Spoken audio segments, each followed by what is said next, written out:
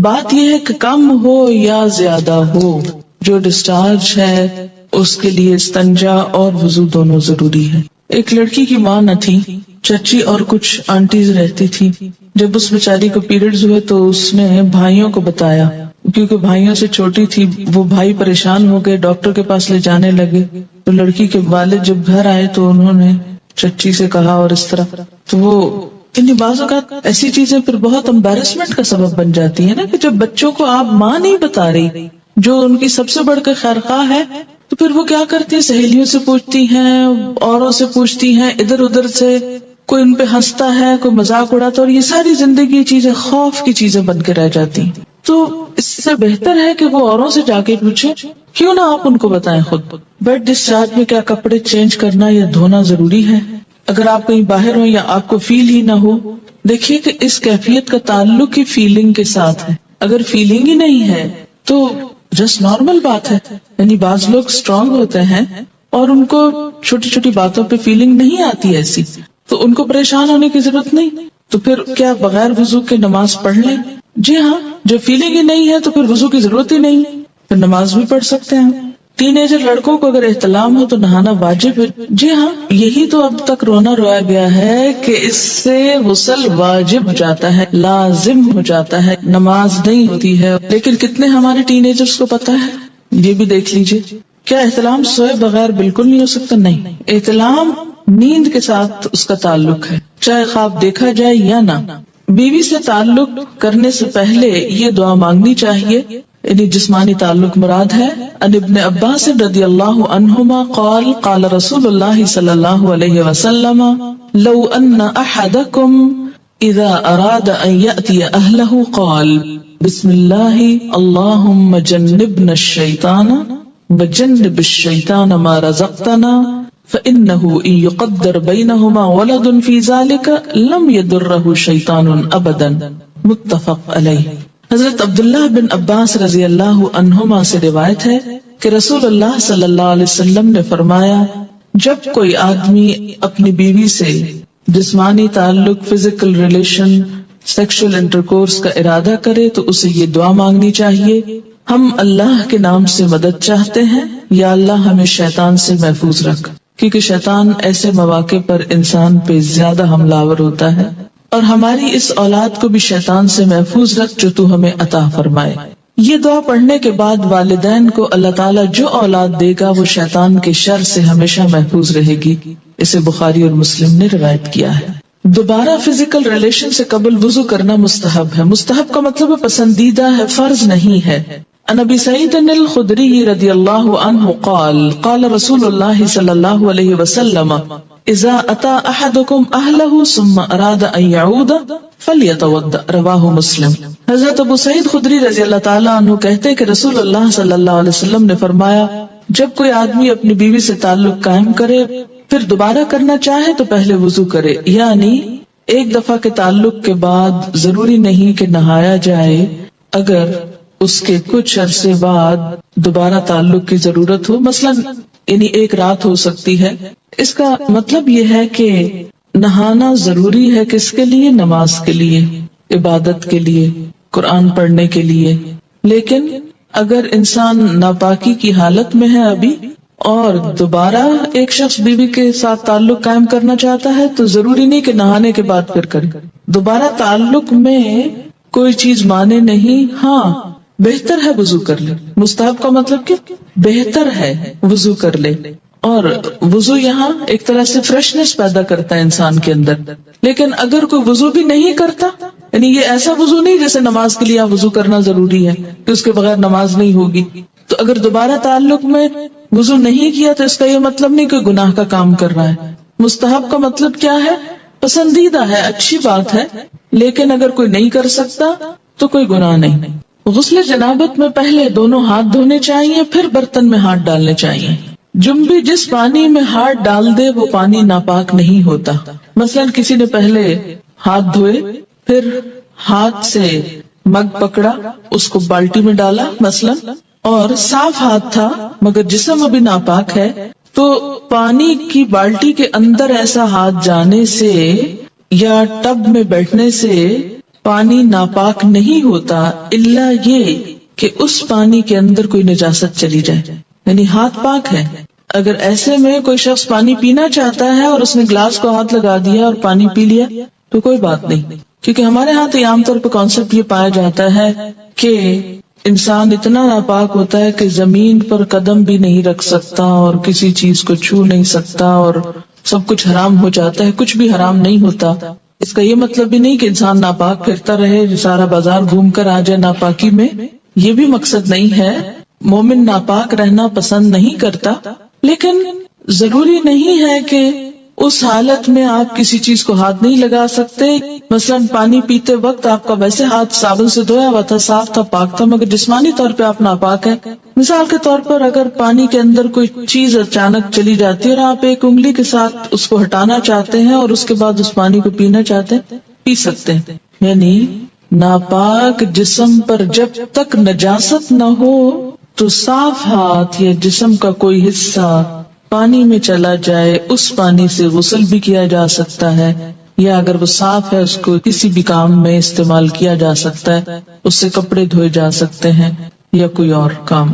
عن ابن عباس رضی اللہ عنہما قال اغتسل بعض ازواج النبی صلی اللہ علیہ وسلم فی جفنۃ فجاء النبی صلی اللہ علیہ وسلم لیتوضأ منها او یغتسل فقالت له یا رسول اللہ انی کنت جنبا فقال ان الماء لا يجنب، رواہ احمد۔ حضرت عبداللہ بن عباس رضی اللہ تعالی عنہما فرماتے ہیں کہ ازواج مطہرات میں سے کسی نے ایک ٹب کے پانی سے غسل جنابت کیا، نبی صلی اللہ علیہ وسلم تشریف لائے، وضو یا غسل کرنے لگے تو بولی اے اللہ کے رسول صلی اللہ علیہ وسلم، میں حالت جنابت میں تھی اور میں نے اس ٹب کے پانی سے غسل کیا تھا۔ آپ نے فرمایا پانی جنبی نہیں ہوتا، یعنی اگر تمہارا ہاتھ یا جسم کا کچھ حصہ اس پانی میں چلا گیا تو اس سے پانی ناپاک نہیں ہوا۔ اسے احمد وغیرہ نے روایت کیا ہے۔ حالت جنابت میں کسی سے مصافحہ کرنا، سلام دعا کرنا یا بات چیت کرنا جائز ہے۔ عن ابی ہریرہ رضی اللہ عنہ ان النبی صلی اللہ علیہ وسلم لقیہ فی بعض طریق المدینہ وہو جنب فانخنست منہ فذهب فاغتسل ثم جاء فقال این کنت یا ابا ہریرہ قال كنت جنبا فكرهت ان اجالسك وانا على غير طهارة قال سبحان اللہ ان المؤمن لا ينجس، رواہ البخاری۔ حضرت ابو ہریرہ رضی اللہ تعالی عنہ کہتے ہیں کہ مدینہ کے کسی گلی میں ان کی نبی صلی اللہ علیہ وسلم سے ملاقات ہوئی۔ اس وقت حضرت ابو ہریرہ جنبی تھے، چنانچہ وہ وہاں سے کھسک گئے، جا کر غسل کیا، پھر خدمت اقدس میں حاضر ہوئے۔ آپ نے پوچھا ابو ہریرہ تم کہاں چلے گئے تھے؟ حضرت ابو ہریرہ نے عرض کیا میں حالت جنابت میں تھا، لہٰذا میں نے آپ کے پاس اس حالت میں بیٹھنا اچھا نہ سمجھا۔ آپ نے فرمایا سبحان اللہ، مومن کسی بھی حالت میں ناپاک نہیں ہوتا۔ اسے بخاری نے روایت کیا ہے۔ یعنی اگر ایسی حالت میں مثلا کوئی مہمان آ گیا ہے یا بچہ رو رہا ہے یا کوئی اور ایسا دنیا کا ضروری کام پڑ جاتا ہے، انسان کو کوئی ٹیلی فون آ جاتا ہے، بات کرنی پڑ جاتی ہے، تو کسی بھی کام میں حالت جنابت مانے نہیں۔ حالت جنابت مانے ہے کس میں؟ عبادات میں۔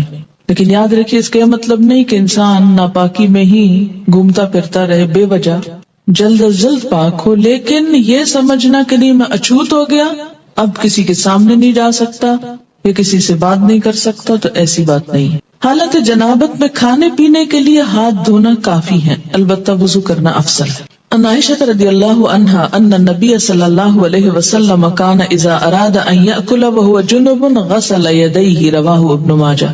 حضرت عائشہ رضی اللہ تعالی عنہا کہتی ہیں کہ رسول اللہ صلی اللہ علیہ وسلم حالت جنابت میں کوئی چیز کھانا چاہتے تو پہلے اپنے ہاتھ دھو لیتے۔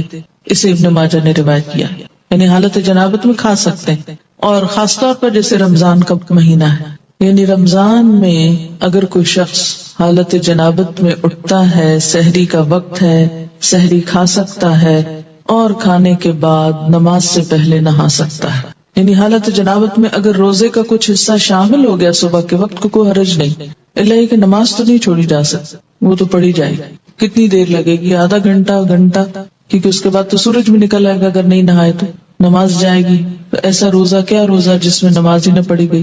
عن عائشة رضی اللہ عنہا قالت كان رسول اللہ صلی اللہ علیہ وسلم اذا كان جنبا فاراد ان يأكل او ينام تودع وضوءه للصلاة رواہ مسلم۔ حضرت عائشہ رضی اللہ تعالی عنہا فرماتی ہیں کہ رسول اللہ صلی اللہ علیہ وسلم حالت جنابت میں کھانا یا سونا چاہتے تو پہلے نماز کی طرح وضو کر لیتے، اسے مسلم نے روایت کیا۔ اور یہ وضو فرض میں نہیں ہے، واجب میں نہیں ہے، یہ مستحب میں ہے، یعنی ایک اچھی فیلنگ کے لیے۔ نہانے میں ٹائم لگتا ہے تو کوئی بھی کام کرنے سے پہلے وضو کر لیا جائے۔ جنبی مسجد سے گزر سکتا ہے لیکن ٹھہر نہیں سکتا۔ حالت جنابت میں اگر کسی کو مسجد سے گزرنا پڑ رہا ہے، مثلاً اس کا گھر ہے مسجد کے اوپر اور رستہ ایسا ہے کہ صحن سے گزر کے اوپر چڑھتا ہے، تو ایسی صورت میں گزرنا جائز ہے، لیکن وہاں بیٹھ جانا یا دن گزارنا یہ درست نہیں۔ عن جابر رضی اللہ عنہ قال كان احدنا يمر في المسجد جنبا مجتازا رواہ سعید بن منصور۔ حضرت جابر رضی اللہ تعالی عنہ فرماتے ہیں کہ ہم حالت جنابت میں مسجد سے گزر جایا کرتے تھے، اسے سعید بن منصور نے روایت کیا ہے۔ حالت جنابت میں زبانی اللہ کا ذکر کرنا جائز ہے، مثلاً انسان صبح اٹھا ہے تو اٹھ کے دعا جو پڑھی جاتی ہے الحمدللہ الذی احیانا بعد ما اماتنا والیہ النشور پڑھ سکتا ہے۔ اسی طرح اگر صبح شام کی دعائیں پڑھ رہا ہے تو پڑھ سکتا ہے، یا استغفار کرنا چاہتا ہے تو کر سکتا ہے۔ رات کو سوتے میں کوئی خواب برا آ گیا تو وہ دعا پڑھ سکتا ہے، یا نیند نہیں آ رہی تو کچھ ذکر کرنا چاہتا ہے اور لیکن ہے حالت جنابت میں تو کوئی رکاوٹ نہیں، زبانی اللہ کا ذکر کر سکتا ہے۔ یا اسی طرح جیسے سوتے وقت آیت الکرسی پڑھی جاتی، سونے کے آداب آپ نے پڑھے ہوں کہ دائیں طرف کروٹ لے کر ہاتھ گال کے نیچے رکھ کے آیت الکرسی پڑھ کے چاروں طرف پھونک مار دی جائے۔ اب اگر حالت جنابت میں انسان تو کیا آیت الکرسی نہیں پڑھے گا؟ پڑھے گا، کوئی حرج نہیں۔ ان عائشہ رضی اللہ عنہا قالت كان النبی صلی اللہ علیہ وسلم یذکر اللہ علی کل احیانہ رواہ مسلم۔ حضرت عائشہ رضی اللہ تعالی عنہا فرماتی ہیں کہ نبی اکرم صلی اللہ علیہ وسلم ہر حالت میں اللہ کا ذکر کیا کرتے تھے، اسے مسلم نے روایت کیا ہے۔ جنبی کو قرآن پاک پڑھنا یا پڑھانا منع ہے، یعنی یہ نہیں کہ آپ حالت جنابت میں ہیں اور آپ کہیں جی کھانے کی اجازت ہے، پکانے کی اجازت ہے، سلام دعا کی اجازت ہے، چلو تلاوت شروع کر دیتے ہیں یا تعلیم شروع کر دیتے ہیں، نہیں، اس کی اجازت نہیں ہے۔ پاک آدمی وضو کے بغیر قرآن مجید پڑھ سکتا ہے، یعنی وضو نہیں ہے لیکن ویسے قرآن کی تلاوت آپ کر رہے ہیں تو ٹیکسٹ کو ہاتھ نہیں لگائیے اور پڑھتے جائیے، کیونکہ بعض لوگوں کو ایسی بیماری بھی ہوتی ہے کہ ان کا وضو زیادہ دیر تک باقی نہیں رہتا، ایسے میں لوگ قرآن، ذکر، عبادت سب چھوڑ کے بیٹھ جاتے ہیں، فارغ نہیں۔ وضو نماز کے لیے شرط ہے، طواف کے لیے شرط ہے، اگر صرف قرآن کی تلاوت کرنا مقصود ہے یا تعلیم دینا تو کوئی حرج نہیں۔ ان علی رضی اللہ عنہ قال كان النبی صلی اللہ علیہ وسلم یقرئنا القرآن علی کل حال ما لم یکن جنبا رواہ الترمذی۔ حضرت علی رضی اللہ تعالیٰ عنہ فرماتے ہیں کہ نبی اکرم صلی اللہ علیہ وسلم حالت جنابت کے علاوہ ہر حال میں ہمیں قرآن مجید پڑھایا کرتے تھے، یعنی وضو کے بغیر بھی، مراد اس سے یہ، اسے ترمذی نے روایت کیا ہے۔ جنابت کہتے ہیں اس حالت کو جو احتلام یا جماع کی وجہ سے پیدا ہوتی، ناپاکی کی حالت۔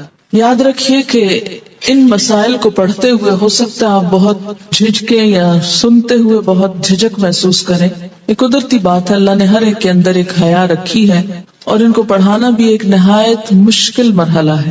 لیکن کیوں پڑھایا جائے، کیوں بتائی جائیں یہ باتیں؟ کیونکہ یہ انسانی زندگی سے متعلق ہے۔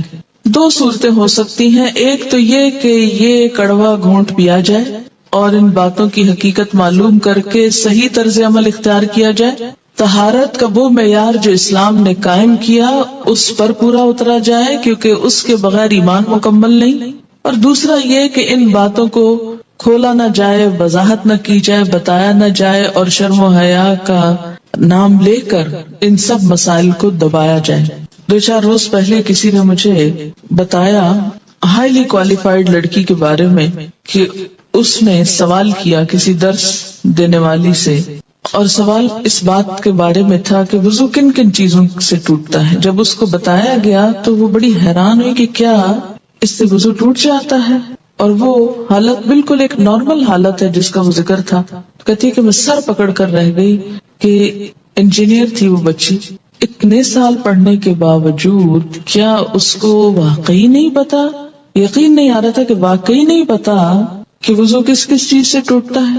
اب اگر کسی کو یہ پتہ ہی نہیں کہ وضو کس چیز سے ٹوٹتا ہے تو وہ پھر وضو کی حالت میں ہو یا بغیر وضو کے وہ عبادت کرتا چلا جائے. اچھا کیوں نہیں پتا؟ اس لیے کہ ہمارے اسلامیات کے کورسز بھی جتنے ہیں ان میں ایسے مسائل کا ذکر نہیں ہے، کیونکہ ایسے مسائل کو بے حیائی کا نام دے کر ذکر ہی نہیں کیا جاتا. ٹھیک ہے ایسی باتیں مجلسوں میں کرنے کی نہیں اور عام طور پر بولنے کی نہیں یا سوچنے کی نہیں، لیکن انسان کی زندگی کا ایک حصہ ہے. بالکل ایسے ہی جیسے ایک گھر میں آپ واش روم بناتے ہیں، ٹوائلٹ بناتے ہیں، تو وہ ایک ناپسندیدہ حصہ ہے لیکن ضرورت ہے نا، اس کے بغیر گزارا نہیں. تو اب اگر کوئی شخص بہت خوبصورت گھر بنائے اور وہ اس بات پہ فخر کرے کہ میں نے اس میں ٹوائلٹ نہیں بنائی اس لیے کہ وہ بہت گندی جگہ ہوتی ہے اور میں تو بالکل ناپسند کرتا ہوں کہ کوئی گندی جگہ میرے گھر میں ہو، اور اس کا تو ذکر کرنا ہی ناپسندیدہ ہے اس لیے میں نے اپنے نقشے سے اس کو نکال دیا. تو ایسا بھلا کس طرح ہو سکتا ہے؟ بالکل اسی طرح جو لوگ ان باتوں کو دین کا حصہ نہیں، دین کے نقشے سے غائب کیے ہوئے ہیں اور پھر سمجھتے ہیں کہ وہ سب ٹھیک کر رہے ہیں، تو یہ درست نہیں. ایک اور بات یہ کہ خاتون ہوتے ہوئے ایسی بات کرنا اور پھر اس کو پبلکلی کرنا ایک اور بڑی مشکل ہے. تو اس میں بھی ہمارے سامنے ایک رہنمائی موجود ہے. حضرت عائشہ رضی اللہ تعالیٰ عنہ اور عام طور پر ازواج مطہرات نے اس طرح کے مسائل جو ہیں وہ پبلکلی بتائے ہیں، سیکریفائس کیا ہے تاکہ دوسرے لوگوں کو ایک رہنمائی ملے. ہمارے ہاں مشکل یہ ہے کہ اسلام کے ساتھ تقدس کا ایک ایسا، یعنی انبیاء علیہ السلام ہو یا ان کی ازدواجی اور ذاتی زندگی، ان سب کو ہم نے تقدس کے ایسے آئینے میں دیکھا ہے کہ جس میں ان کا انسان ہونا نقشے سے نکال دیا گیا، جبکہ ان کی ساری نیکی، تقوی اور پاکیزگی میں خوبصورت بات یہ کہ وہ انسان تھے اور ہم جیسے ہی تھے انسان ہونے کے ناطے. انسانی ضروریات ہم جیسی تھی، کھانا پینا اور باقی خواہشات وغیرہ. لیکن ان کی بڑائی کیوں ہے کہ انہوں نے ان تمام چیزوں کے بارے میں اللہ تعالی کی مرضی کو مکمل طور پر اپنایا. ہماری خیر اور بھلائی بھی اسی میں ہے کہ ان معاملات میں بھی اللہ اور اس کے رسول صلی اللہ علیہ وسلم کی طرف سے آئی ہوئی رہنمائی کو ہم پوری طرح اپنائیں تاکہ شرع صدر کے ساتھ، یکسوئی کے ساتھ عبادات ہو سکیں. بعض اوقات جب صحیح دین کے مسائل کا علم نہیں ہوتا تو جو حلال امور ہوتے ہیں، جو جائز رخصتیں ہوتی ہیں، وہ بھی نہیں اویل کرتے کہ کہیں گناہ نہ ہو جائے، اور بعض اوقات ان کو گناہ سمجھ کر نہیں کرتے حالانکہ وہ گناہ نہیں ہوتے اور اپنے آپ کو ایک آزادی سے محروم رکھتے ہیں. تو اس لیے کوئی حرج نہیں ہے اگر چند باتیں ایسی ہی سمجھ لی جائیں. جنابت کے مسائل. جنابت کہتے ہیں ناپاکی کی اس حالت کو جو احتلام اور جماع کی وجہ سے ہوتی ہے. احتلام کہتے ہیں ویٹ ڈریم کو، یعنی سوتے ہوئے جسم سے ڈسچارج کا ہونا. اس میں مسئلہ یہ ہے کہ عورت یا مرد کو احتلام ہو تو غسل واجب ہو جاتا ہے. اس کی وضاحت آگے آئے گی. اگلا مسئلہ ہے مزی کے آنے سے غسل واجب نہیں ہوتا بلکہ استنجا کر کے وضو کرنا ہی کافی ہے. ان علی رضی اللہ عنہ قال كنت رجلا مذاء فكنت استحيي ان اسأل النبي صلی اللہ علیہ وسلم لمكان ابنته فأمرت المقداد بن الأسود رضی اللہ عنہ فسأله فقال يغسل ذكره ويتوضأ. رواہ مسلم. حضرت علی رضی اللہ تعالیٰ عنہ کہتے ہیں کہ مجھے مزی کی شکایت تھی. مزی ہوتا ہے عام حالات میں ویٹ ڈسچارج ہونا. میں نبی صلی اللہ علیہ وسلم سے مسئلہ دریافت کرنے میں شرم محسوس کرتا تھا کیونکہ آپ کی بیٹی میرے نکاح میں تھی. میں نے حضرت مقداد بن اسود رضی اللہ تعالیٰ عنہ سے درخواست کی کہ وہ رسول اللہ صلی اللہ علیہ وسلم سے مسئلہ دریافت کریں. چنانچہ حضرت مقداد رضی اللہ تعالیٰ عنہ نے آپ سے مسئلہ دریافت کیا تو آپ صلی اللہ علیہ وسلم نے فرمایا کہ پیشاب کی جگہ دھو کر وضو کر لیا کرے، اس سے طہارت ہو جاتی. یعنی عام ویٹ ڈسچارج جو ہے اس سے ناپاکی یا جنابت نہیں ہوتی، اس میں نہانا ضروری نہیں ہوتا. حالت جنابت کو بڑی ناپاکی کہتے ہیں. عام طور پہ فقہ کی کتابوں میں حدث اکبر لکھا ہوتا ہے حدث اصغر چھوٹی ناپاکی ہوتی ہے جو جنابت کے علاوہ عام طور پر وضو ٹوٹنے کے اسباب کی وجہ سے ہوتی ہے. جن بھی سونے سے قبل غسل نہ کر سکے تو اسے وضو کر لینا چاہیے. ان عائشہ رضی اللہ عنہا قالت کان النبی صلی اللہ علیہ وسلم اذا اراد ان ينام وهو جنب غسل فرجه وتوضا للصلاة رواہ البخاری. حضرت عائشہ رضی اللہ تعالی عنہا سے روایت ہے کہ نبی اکرم صلی اللہ علیہ وسلم جب حالت جنابت میں سونے کا ارادہ فرماتے تو اپنی شرمگاہ دھو کر نماز کی طرف وضو فرما لیتے. اسی لیے اسماء الحسنی اللہ تعالیٰ کے ناموں کے ساتھ دعا مانگنا دعا کی قبولیت کا بہترین ذریعہ ہے. رسول اللہ صلی اللہ علیہ وسلم نے فرمایا الذو بیا ذل جلال والاکرام، یا ذل جلال والاکرام کے ساتھ چمٹے رہو. کیا مطلب چمٹے رہو؟ یعنی اس کے ساتھ پکارتے رہو، دعا سے پہلے یہ پڑھو، زیادہ پڑھو، یا ذل جلال والاکرام، یا ذل جلال والاکرام، اور پھر مانگو. اگر آپ اس کی تسبیح بھی کرتے ہیں تو پھر اس کے بعد کچھ مانگ لیا کیجئے. انس بن مالک رضی اللہ عنہ کہتے ہیں میں رسول اللہ صلی اللہ علیہ وسلم کے پاس بیٹھا ہوا تھا اور ایک آدمی کھڑا نماز پڑھ رہا تھا، تو جب اس نے رکوع اور سجدہ کیا اور تشہد پڑھ لیا تو دعا مانگنے لگا، کہنے لگا اللہم انی اسألک بأن لک الحمد لا الہ الا انت المنان بدیع السماوات والارض یا ذا الجلال والاکرام یا حی یا قیوم انی اسألک. اے اللہ بے شک میں تجھ سے سوال کرتا ہوں اس لیے کہ ہم تیرے ہی لیے ہے، کوئی معبود نہیں مگر تو اے منان، اور آسمانوں اور زمین کو نئے سرے سے پیدا کرنے والے، اور اے آسمانوں اور زمین کو نئے سرے سے پیدا کرنے والے، اے جلال اور عزت والے، اے زندہ اے قائم، بے شک میں تجھ سے سوال کرتا ہوں. پھر اپنی حاجت رکھے. نبی صلی اللہ علیہ وسلم نے فرمایا اپنے صحابہ سے تم جانتے ہو اس نے کیا دعا مانگی ہے؟ انہوں نے کہا اللہ اور اس کا رسول زیادہ جانتے ہیں. فرمایا اس ذات کی قسم جس کے ہاتھ میں میری جان ہے، اس نے اللہ سے اسم اعظم کے ساتھ دعا مانگی ہے. جب اس سے یعنی اللہ تعالیٰ سے اس نام کے ساتھ دعا کی جائے تو وہ قبول کرتا ہے، اور جب اس نام کے ساتھ مانگا جائے تو وہ عنایت فرماتا ہے. سعد رضی اللہ عنہ سے روایت ہے کہ رسول اللہ صلی اللہ علیہ وسلم نے فرمایا دعوت ذی النون اذ دعا وهو فی بطن الحوت لا الہ الا انت سبحانک انی کنت من الظالمین فانہ لم یدع بها رجل مسلم فی شیء قط الا استجاب اللہ لہ.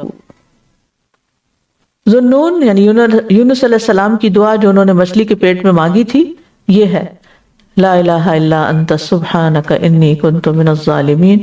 کسی بھی مسلمان نے جب بھی اس کو ذریعہ بنا کر کسی بھی چیز کے لیے دعا کی تو اللہ نے قبول کر لی.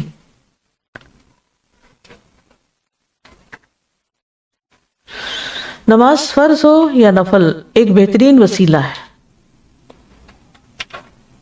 اللہ کے قرب کا، کیونکہ سجدے میں انسان سب سے زیادہ اللہ کے قریب ہوتا ہے، تو سجدہ ایک وسیلہ بن گیا نا. نبی صلی اللہ علیہ وسلم سے جب افضل ترین اعمال کے بارے میں سوال کیا گیا تو آپ نے فرمایا الصلاۃ علی وقتہا، نماز اس کے وقت پر پڑھنا. نبی صلی اللہ علیہ وسلم نے فرمایا بے شک آدمی اور شرک اور کفر کے درمیان فرق نماز کا چھوڑنا ہے. یعنی اگر انسان نماز چھوڑ دیتا ہے تو اس کا کوئی دین ہی باقی نہیں رہتا، دین ڈھہ جاتا ہے، پلر ہی ختم ہو گیا، عمارت نیچے آ گئی. اس شخص کا کیسے پتہ چلے گا کوئی مسلمان ہے یا نہیں ہے جب نماز کا وقت ہو اور وہ کوئی اٹھے ہی نہ نماز کے لیے. ایک مجلس میں جہاں سب لوگ بیٹھے وہ مسلم نان مسلم، جیسے مغرب کا وقت ہے مثلا، تو اس میں تو لیٹ نہیں کر سکتے نا، اسی وقت اٹھنا ہوتا ہے. تو اگر وہ باقی لوگ بھی نہیں اٹھے اور مسلمان بھی نہیں اٹھے تو وہ کیسے مسلمان ہے پھر؟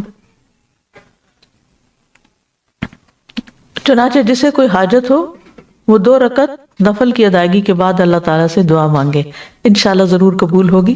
جیسا کہ حدیث میں ایک اندھے شخص کا واقعہ ہے کہ اس نے 2 رکعت نفل ادا کی اور اللہ سے دعا مانگی تو اس کی بینائی لوٹ آئی. روزہ روزہ اللہ تعالیٰ کے نزدیک محبوب ترین وسائل میں سے ہے۔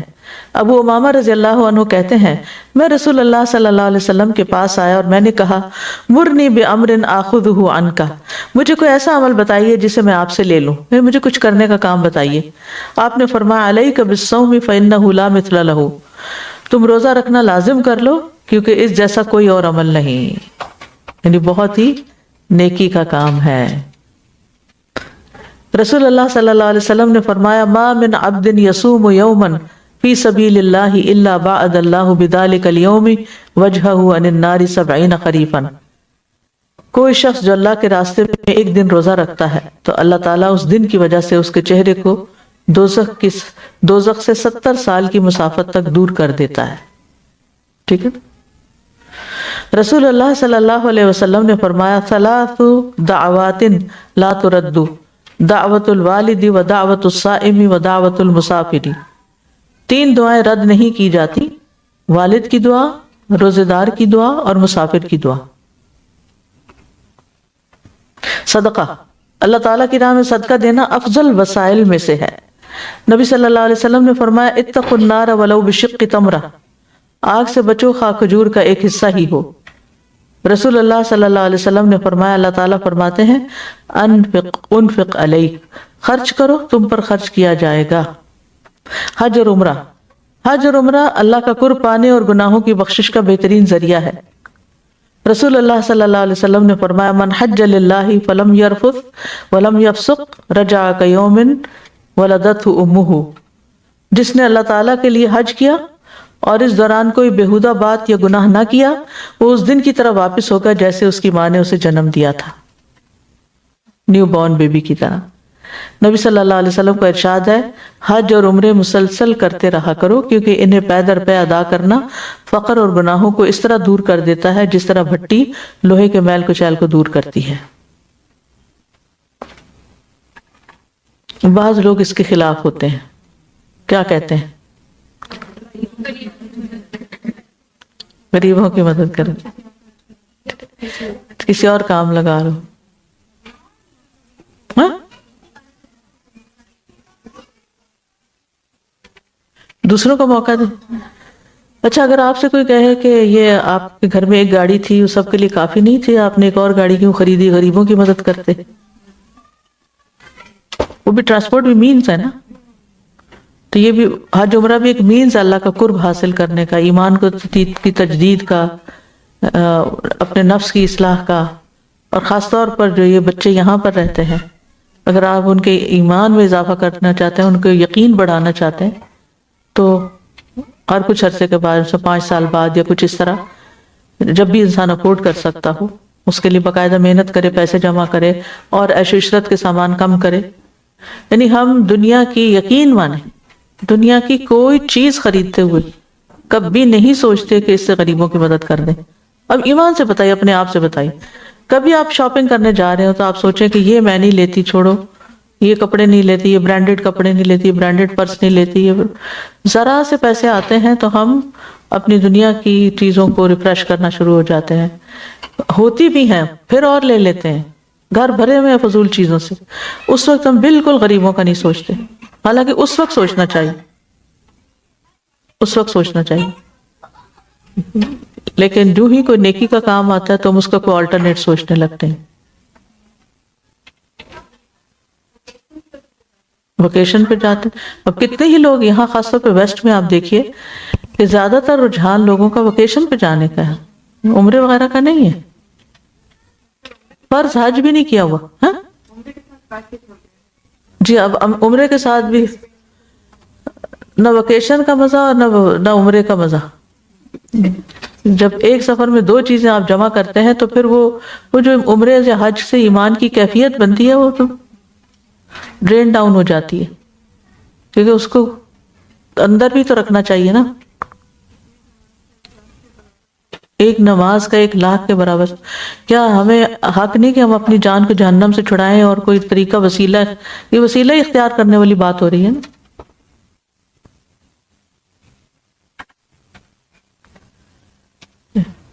یہ ہو گیا حدیث اس کی، حج اور عمرے مسلسل کرتے رہا۔ اوکے، جہاد فی سبیل اللہ، جہاد کرنا اللہ تعالیٰ کے نزدیک پسندیدہ ترین عمل ہے۔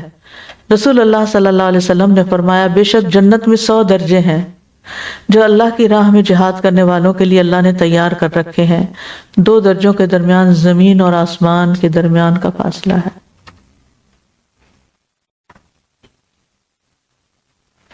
اور اس کو آپ سمجھیں، اگر آج صبح کسی نے مجھے وہ ناسا کی ایک ویڈیو کلپ بھیجی جس میں یونیورس کو دیکھنے کا ایک وہ سارا سین بتایا گیا تھا کہ کہاں ہم رہتے ہیں، آپ نے بھی شاید دیکھی ہو، کہاں ہم رہتے ہیں زمین پر، اور پھر زمین کی سولر سسٹم میں کیا حیثیت، اور پھر ہمارے سورج کی کیا، اور پھر ہماری گیلیکسی کی، اور پھر سپر گیلیکسیز، اور پھر نئی گیلیکسی جو دریافت ہوئی ہیں۔ تو یہ بھی تو زمین اور آسمان کے درمیان ہی ہے نا، کیونکہ اس کے بعد ہی کوئی دوسرا آسمان آتا ہے، کیونکہ کسی نے یہ تو نہیں کہا کہ ایک اور آسمان ہم نے دیکھ لیا، یہ سب کچھ اس آسمان کے نیچے نیچے ہی ہے نا۔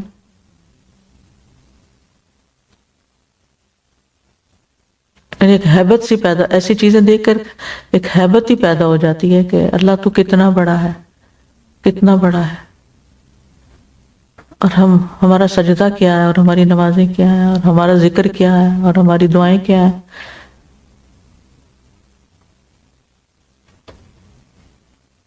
اور ایمان بالغیب ہے ہی نہیں، جیسے کہتے تو ہیں ہمیں ایمان بالغیب ہے، لیکن جہاں وعدے کیے گئے ہیں کسی جنت کے یا کسی نیک عمل پر اجر کے، وہ ہمیں کچھ زیادہ موٹیویٹ ہی نہیں کرتے۔ آپ صلی اللہ علیہ وسلم کا ارشاد ہے 2 آنکھوں کو آگ نہیں چھوئے گی، وہ آنکھ جو اللہ کے خوف سے روئے، اور وہ آنکھ جو فی سبیل اللہ بیدار رہے۔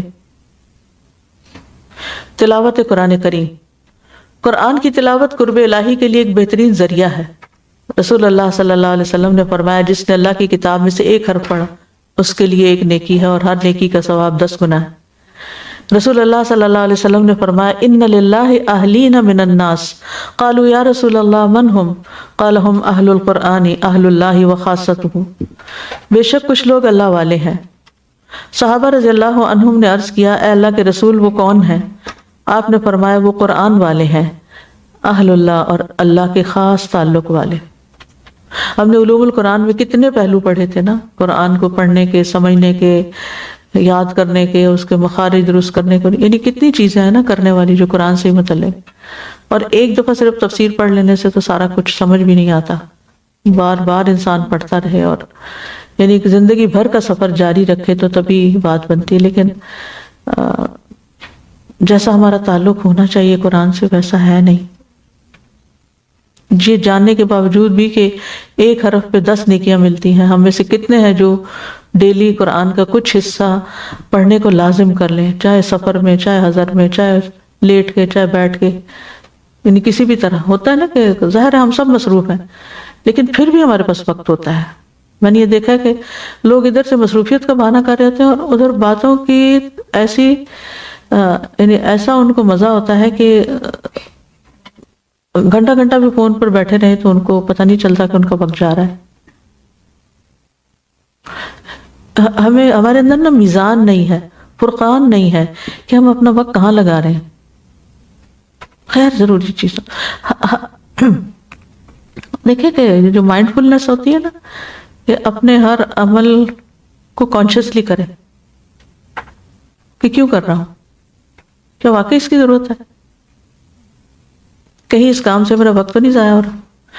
بعض اوقات ہم ایک چھوٹی سی بات ہوتی ہے اس پہ لایانی بحث شروع کر دیتے ہیں، اور اینڈ لیس باتیں شروع کر دیتے ہیں، کہیں ختم ہونے کو نہیں آتی۔ 2 منٹ میں جو بات ختم کی جا سکتی ہے اس کو 5 منٹ لگا دیں گے، 10 منٹ لگا دیں گے۔ ہمیں اپنے وقت کی قدر نہیں ہے، ہم وہ طریقے اختیار نہیں کرتے، ہم اسمارٹ ویز اختیار نہیں کرتے کہ جس سے ہم غیر ضروری چیزوں کو جلد ختم کریں اور ضروری چیزوں کے لیے وقت بچائیں اور اس کے لیے کچھ کریں۔ اصل میں نا ہم فارغ بھی ہونا تو ہمارا من نہیں کرتا ان کاموں کو جو اللہ کا قرب عطا کرتے ہیں، من نہیں مانتا، دل کی اندر کی نفس کی دلچسپیاں کچھ اور ہوتی ہیں۔ ہمیں کہتے کوئی بات نہیں، ریسٹ بھی تو کرنا چاہیے نا ہر وقت، یہی تو نہیں۔ اپنے دل کو کیسے بس یہ ہے کہ نفس کو کنٹرول کر کے نا تو زبردستی بھی تو کرنی پڑتی ہے نا. آپ سمجھے کہ میرا نفس میرا ایک بچہ ہے. بچوں سے کیسے کام کرواتے ہیں؟ مانتے ہیں؟ مشکل سے کرواتے ہیں نا. کئی دلیلیں دینی پڑتی ہیں, کئی لالچ دینے پڑتے ہیں, کئی طریقے اختیار کرتے ہیں. کبھی ادھر سے پکڑتے ہیں, کبھی ادھر سے پکڑتے ہیں, کبھی کوئی ذریعہ, کبھی کوئی, کبھی خود کہتے ہیں ان کو, کبھی کسی سے کہلواتے ہیں, کبھی کچھ سناتے ہیں, کیونکہ ہمارا ہوتا ہے کہ کسی طرح یہ سمجھ جائیں, کسی طرح یہ مان جائیں. تو اپنے نفس کے ساتھ بھی ایک بچے جیسا سلوک کریں کہ اس کو منوا کے ہی چھوڑنا ہے اس کام کے لیے. اور پھر ساتھ ساتھ دعائیں. اب مثال کے طور پر آپ دیکھیے روزے جیسی کوئی چیز نہیں. اب رمضان میں بھی تو ہم رکھ ہی لیتے ہیں نا. ہمیں کیا ہو جاتا ہے, میں آپ سے نہیں کہہ رہی, میں اپنے آپ سے کہہ رہی ہوں, ہمیں کیا ہو جاتا ہے, ہمیں کیوں نہیں ہم کر پاتے. اپنے آپ کو بار بار کویسچن کرنا چاہیے کہ آخر کس بات کا انتظار ہے, کہ اب کب موقع ملے گا. پھر رمضان میں وہی چیز کر لیتے ہیں جو رمضان کے باہر نہیں کرتے. تلاوت بھی اتنی زیادہ ہوتی ہے لیکن تلاوت بھی رمضان کے ہوتی باہر ہے, نہیں. باقی کام بھی ہو رہے ہوتے ہیں, لیکن باقی وہ تو اس لیے مہینہ گزروایا جاتا ہے تاکہ ہمیں عادت ہو جائے کہ بعد میں بھی کچھ کریں. وہ تو ہم ایسی چھٹی کرتے ہیں کہ عید والے دن ہی سب کچھ پانی میں ڈال دیتے ہیں.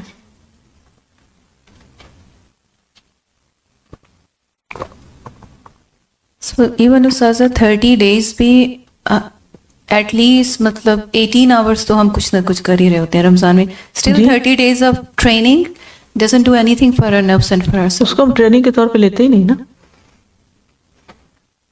کھانا پوری کرتے ہیں بس, یہ کرنا یہ کرنا یہ کرنا. رسول اللہ صلی اللہ علیہ وسلم, یہ حدیث ہوگی اللہ کے خاص تعلق والے.